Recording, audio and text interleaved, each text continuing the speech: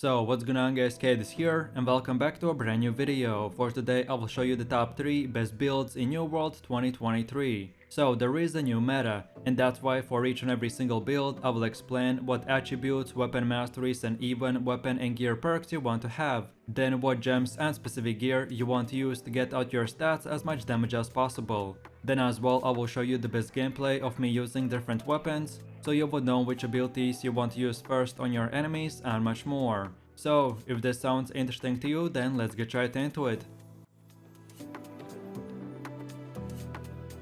So then taking a closer look at the first weapon, which is the great axe and warhammer, and these are the attributes you want to have. So no matter from which level you start using this build, you first of all want to get your strength to 200, and then get 100 points in constitution, and then continue putting everything else in strength. And then around level 60 and 625 item score gear, you should have around 300 strength and 200 constitution. And as you can see, the yellow bar color indicates the attributes that you get from level 60, then the blue color indicates the attributes that you get from gear, and then the purple color indicates the attributes that you get from your food. And then lastly, for your gear, you want to go with the medium category, which means using heavy helmet, heavy chest armor, medium gloves, light pants and medium boots. So then taking a closer look at the first weapon, which is the great axe, and these are the weapon masteries you want to have. So first of all you want to unlock the first ability called the maelstrom, and then get these 3 perks. Then now get the second ability called the gravity well, and then get these 2 perks. Then from here let's move over to the other side and select this 1 perk, and then the last final ability called the charge, and then get these 3 perks, and that's it.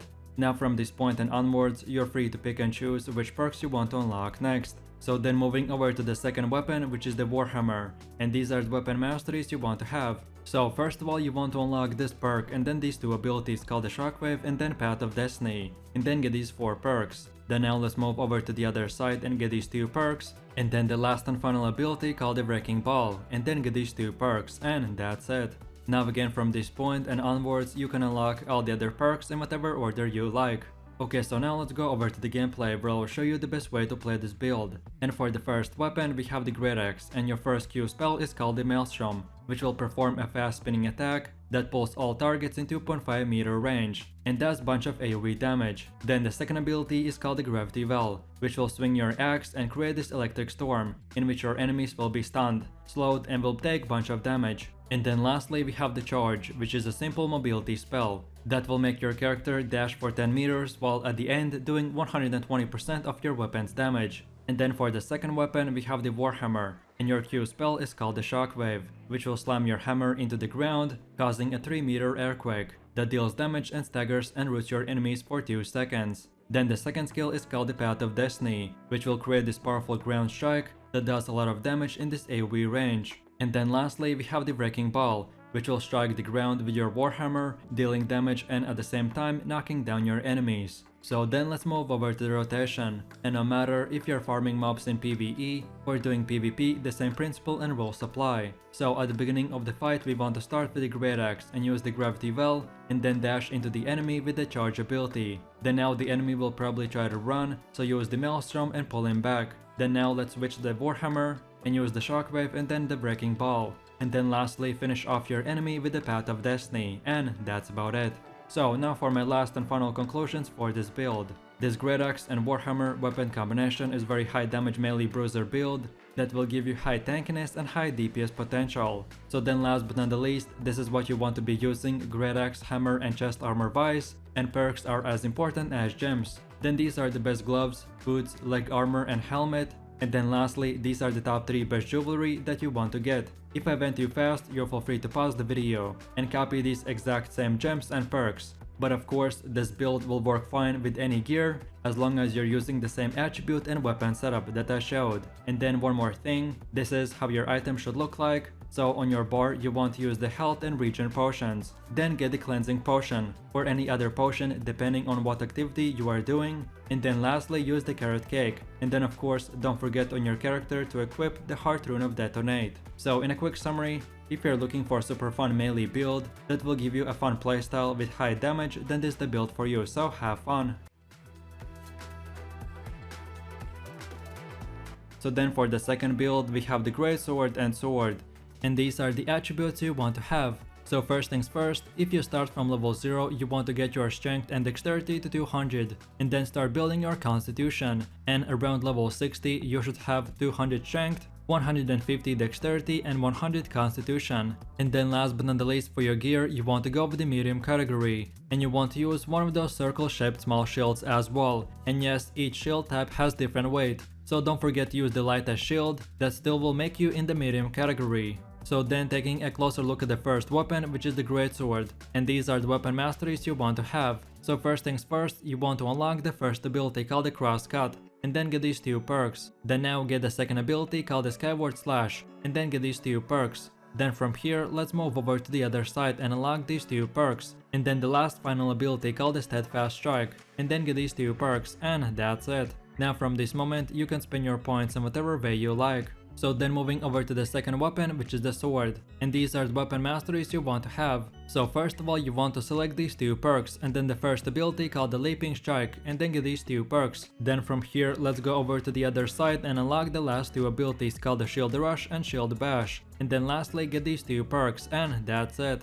Now again, from this point and onwards, you can spend your points in whatever way you prefer.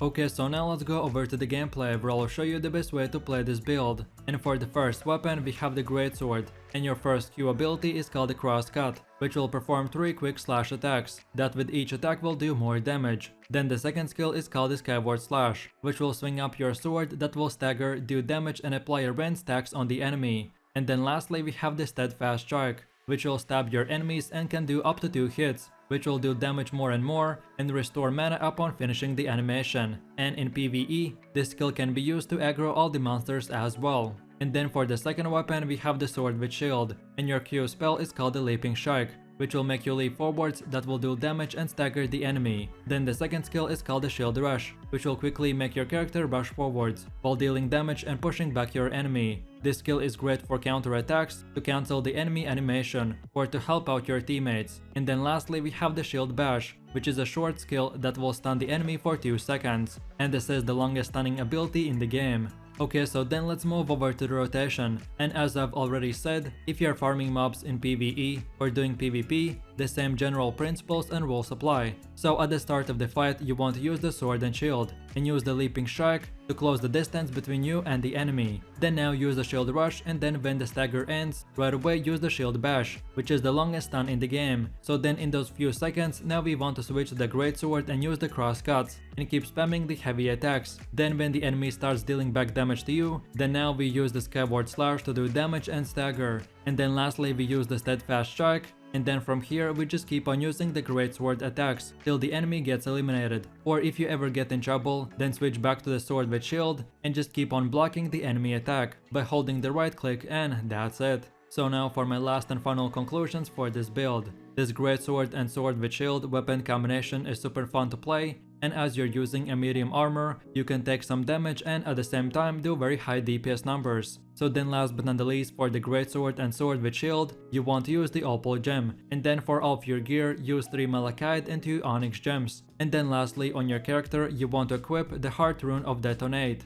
And then on top of all this, to find out the best weapon and gear perks, watch this video, which is titled "Which weapon and gear perks are the best for your build?" You can find the link in this video description or just scroll through my channel. And in that video I will specifically explain how perks work and which ones are the best for your gear and weapons and much more. So in a quick summary, if you're looking to do high damage and you want a fun greatsword build, then this is the one for you, so enjoy! And then for the last and final build we have the Ice and Void Gauntlet. And then these are the attributes you want to have. So first things first, if you start from level 0, you want to get your intelligence to 150 and then start building your constitution. And around level 60 you should have 300 intelligence and 150 constitution. And lastly, for your gear you want to go with the medium category. And the best gear setup is to have heavy helmet, heavy chest armor, medium gloves, light pants and medium boots. And this will give you 22.9 kg weight, which is exactly just below the heavyweight category. So then moving over to the first weapon, which is the Void Gauntlet. And then these are the weapon masteries you want to have. So first of all you want to unlock both these two perks and then get the first ability called the Oblivion, and then get these two perks. Then afterwards unlock the second ability called the Petrifying Scream, and then get these two perks. And now let's move over to the other side and unlock the last third ability called the Orb of Decay, and then get these three perks, and that's it. Now from this moment you can unlock all the other perks in whatever way you like. Okay, so now let's move over to the second weapon, which is the Ice Gauntlet, and these are the weapon masteries you want to have. So first of all you want to unlock the first ability called the Ice Spikes, and then get these three perks. Then afterwards unlock the second ability called the Ice Storm, and then get these three perks. Then from here let's move over to the other side and unlock this one perk, and then the last third ability called the Ice Shower, and then get this one last perk, and that's it. Now again from this moment you can spend your points in whatever order you want. Okay, so now let's go over to the gameplay where I'll show you the best way to play this build. So first of all, for the Void Gauntlet we have the first Q spell called the Oblivion, which creates a circle around you, and your teammates inside the circle will be getting 20% damage increase. But on the other hand, your enemy standing in the circle will be taking void damage every second. And a really nice thing to do is while standing in the circle, do bunch of medium jumps, and because of the perks we have selected we will be getting plus 15 stamina each jump, so this will give us the ability to dodge more enemy attacks and gain more stamina at the same time. I found this feature very useful in 1v1s to escape enemy attacks or in PvE, where the mobs couldn't catch me, and much more. So then for the second ability we have a Petrifying Scream, which when using will unleash a Void Scream, and this will stagger and root enemies in front of you. And then lastly we have a third ability, which is called the Orb of Decay,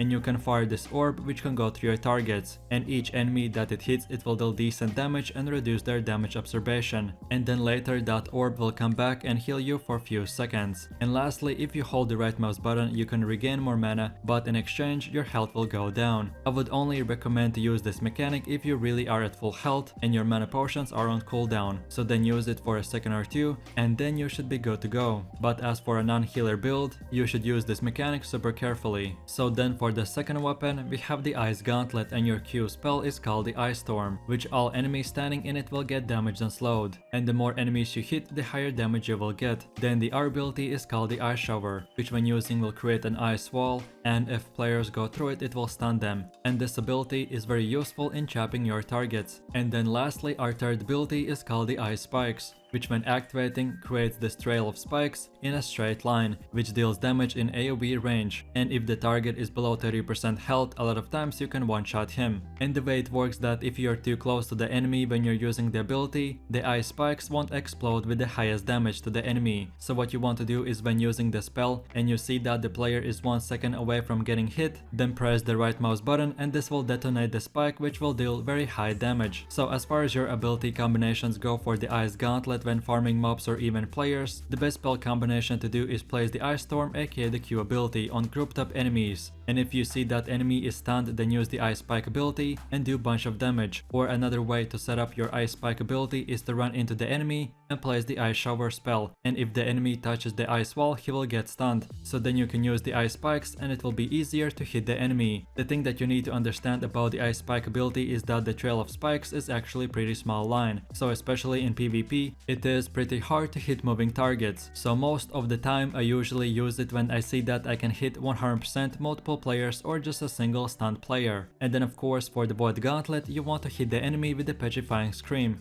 and then right after place the Oblivion spell, and while dodging keep on hitting the enemy. Then when both of these abilities get on cooldown use the Orb of Decay, and then after that switch to the Ice Gauntlet or keep on using the Void Gauntlet depending on which weapon deals more damage, and that's about it. So now for my last and final conclusions for this build. This Void Gauntlet and Ice Gauntlet weapon combination is very high damage and you have a lot of abilities to put together, and it works very well in PvP and as well PvE. So then for the gem choice for the Void Gauntlet you want to use the Opal gem, then for the Ice Gauntlet get the Malachite gem, and then for all of your gear, rings, amulets and everything else use the Enix gems. And then on top of all this, like I explained in the first build, to find out the best weapon and gear perks, watch this video, which is titled which weapon and gear perks are the best for your build. You can find the link in this video's description or scroll through my channel, and in that video I will specifically explain how perks work and which ones are the best. So in a quick summary, if you're looking for the best solo mage build then this is the one for you, so enjoy.